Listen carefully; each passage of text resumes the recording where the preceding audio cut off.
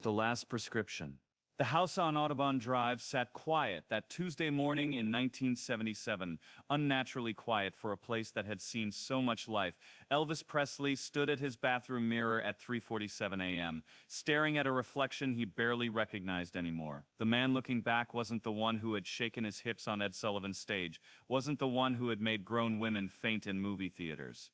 This man's eyes were hollow, ringed with shadows that no amount of sleep could erase. In his trembling hand he held a prescription bottle, the 14th one he'd been given that month. But what he didn't know, what nobody in that silent house could have predicted, was that this bottle would force him to make an impossible choice between the person he used to be and the person everyone needed him to become. The pills rattled as his hand shook. Demerol.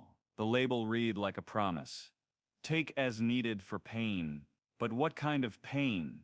The physical ache in his back from decades of performing, the crushing weight of expectation, the unbearable loneliness of being Elvis Presley in a world that had already decided who Elvis Presley should be.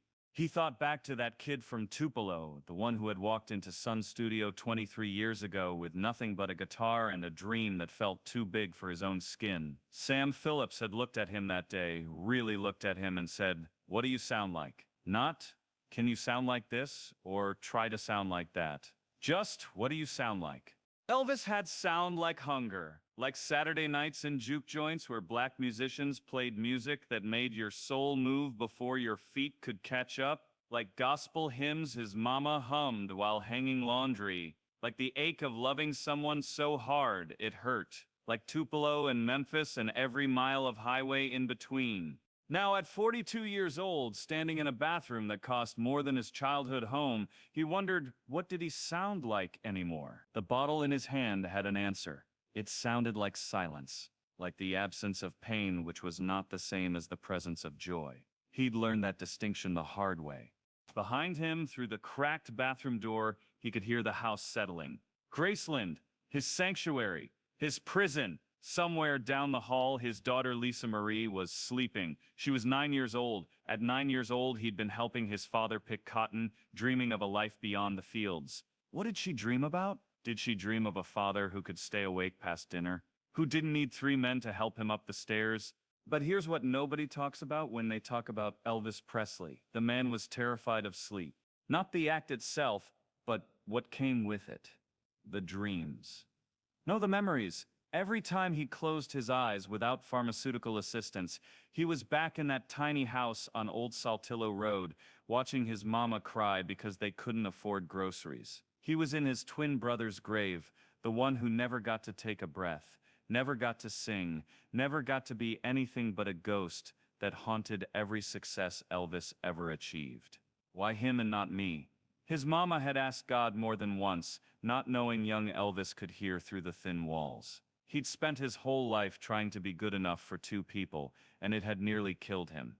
The pills made the memories fuzzy, made everything fuzzy, made the world bearable. Dr. Nikopoulos had been clear yesterday during their last appointment.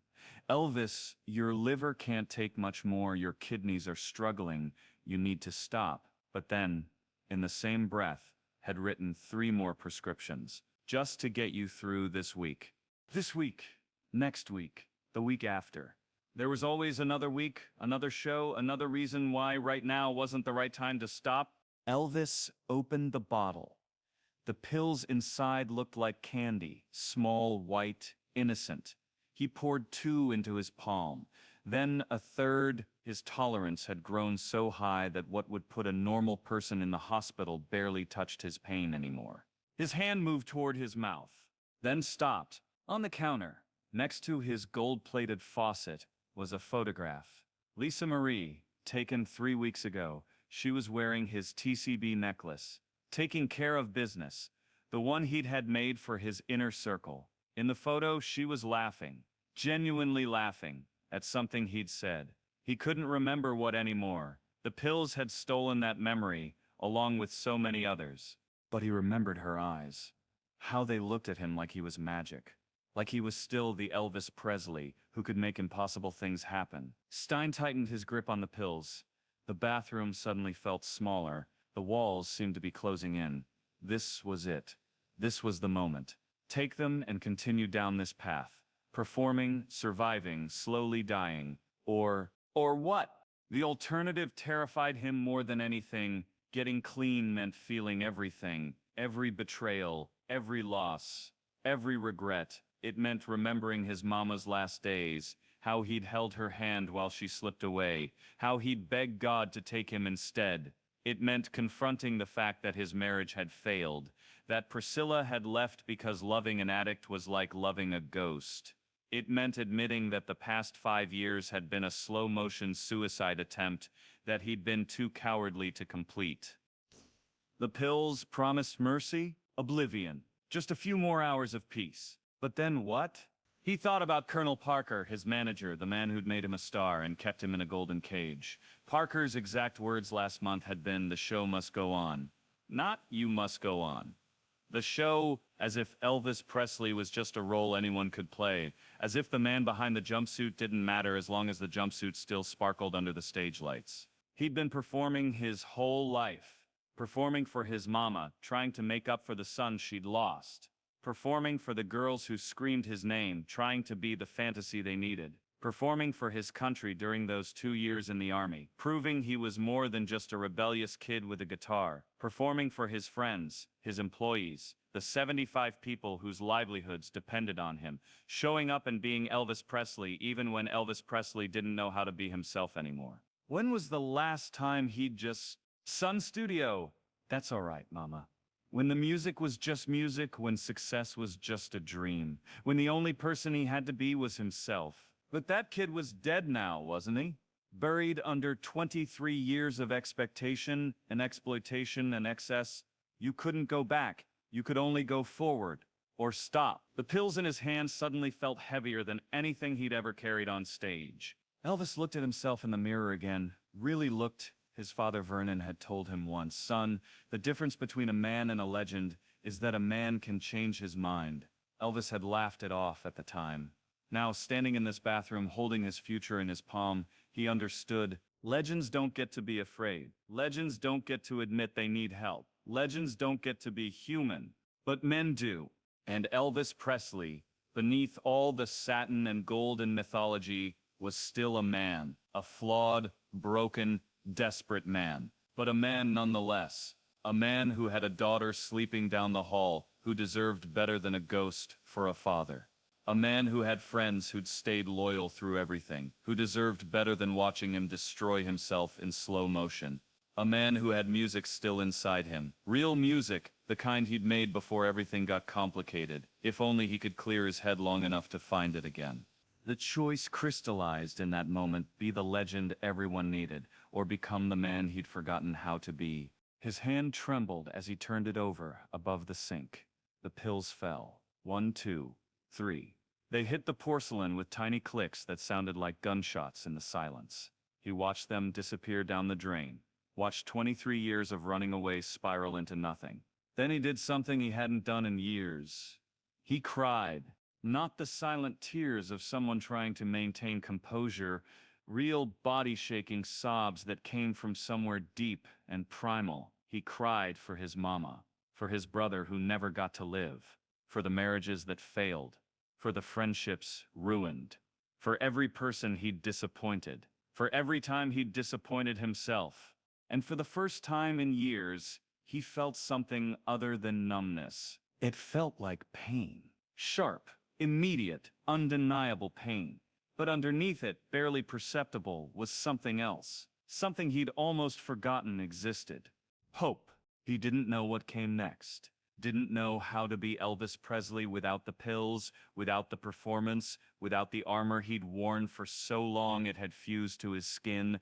Didn't know if his body could survive withdrawal. Didn't know if his career could survive him being honest about his addiction. Didn't know if he could survive being this vulnerable. But he knew this. That kid from Tupelo, the one who'd walked into Sun Studio and asked Sam Phillips if he could make a record for his mama's birthday. That kid had been brave once. Had taken a risk when he had nothing to lose. Maybe, just maybe, the man he'd become could find that courage again. Elvis turned on the faucet and splashed cold water on his face. The shock of it felt like waking up after a long, dreamless sleep. He looked at himself in the mirror one more time. The man looking back was still hollow-eyed, still broken, still carrying more weight than any human should have to bear. But his hands had stopped shaking. He walked to his bedroom, picked up the phone, and dialed the number he'd memorized years ago but never called. It rang once, twice, 3 times. A groggy voice answered. "Hello?" "Red," Elvis said, his voice cracking on the name of the friend he'd fired years ago, the friend who'd tried to tell him the truth when nobody else would. "Red, I need help." Silence on the other end. "Then I'll be there in 20 minutes. Elvis hung up and walked to Lisa Marie's room. She was asleep, her chest rising and falling with the easy rhythm of childhood innocence. He sat on the edge of her bed and watched her breathe, memorizing this moment. Tomorrow, he'd have to tell her things, hard things, things about her father that would change how she saw him. But maybe that was okay. Maybe it was better to be a flawed human than a perfect myth. Maybe the greatest gift he could give her wasn't the legend, but the truth. The sun was starting to rise outside her window, painting the sky in shades of pink and gold. Elvis Presley, the king of rock and roll, the man who'd changed music forever, the legend who'd become a prisoner of his own success, sat in that golden light and made a promise not to be perfect, not to never fall again, not to erase the past or pretend the damage wasn't done, just to try. One day at a time, 1 hour at a time, one breath at a time. To be present, to be honest, to be human. To be, finally enough. The house on Audubon Drive sat quiet that Tuesday morning in 1977, but it was a different kind of quiet now. Not the heavy silence of denial and decay, but the tentative quiet of something beginning, something fragile and uncertain and terrifying, something real. Red West arrived 23 minutes later to find Elvis sitting on the front steps, still in his pajamas, watching the sun finish its rise over Memphis. He sat down next to his old friend without a word. They sat like that for a long time, two men who'd known each other since they were kids, before the fame and the money and the madness. Finally, Red spoke. "You ready?" Elvis thought about all the stages he'd walked onto, all the performances he'd given, all the times he'd had to be larger than life. This felt bigger than all of them combined. "No," he said honestly, "but I'm doing it anyway." They went inside together as Graceland began to wake up. The staff would notice something was different about Elvis today. The way he carried himself, the clarity in his eyes, the way he asked for coffee instead of pills. They wouldn't understand it yet, wouldn't know that they'd just witnessed something more remarkable than any sold-out show or #1 hit. They'd witnessed a man choosing to save himself. Because that's what nobody tells you about legends. Beneath the mythology, beneath the image, beneath everything the world projects onto them, they're just people. People who hurt, people who struggle, people who sometimes have to lose everything to remember what matters. And sometimes, if they're lucky, they get one more chance to be human again. Elvis Presley got that chance. He took it. And in taking it, he did something more courageous than anything he'd ever done on stage. He admitted he couldn't do it alone. The prescription bottles stayed in the drain. Lisa Marie woke up to find her father making breakfast, actually present for the first time in months. Colonel Parker would call later, angry about canceled shows. Tabloids would speculate. Fans would worry. But in that moment, none of it mattered. Because Elvis Presley, for the first time in years, was simply alive. Not performing life, not surviving it, not running from it, living it. And that, more than any hit record or sold-out show, was the real comeback.